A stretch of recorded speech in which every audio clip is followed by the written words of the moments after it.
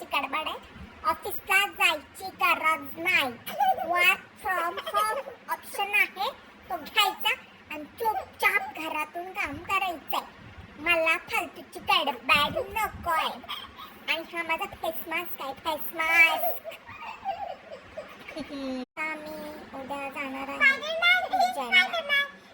तर मी माझ्या नवऱ्याला बोलले, मी चालले तर माझ्या पोराकडे नीट लक्ष दे. ऑफिसच्या मीटिंग करू नको. तर तो मला व्हॉट्सअपला कॉमेडी स्टिकर पाठवतो. मजाक चालली आहे. म्हणजे मी काय बोलायचं नाही. काय बोलला तर मला स्टिकर पाठवण्यात येते, ते पण एकदम कॉमेडी. आणि हा पोरगा हसताय मला. हा, हे दोन बाप बेटा मिळून काय करायचं यांना? काय करणार आहे काय माहिती माझ्या मागे. घरामध्ये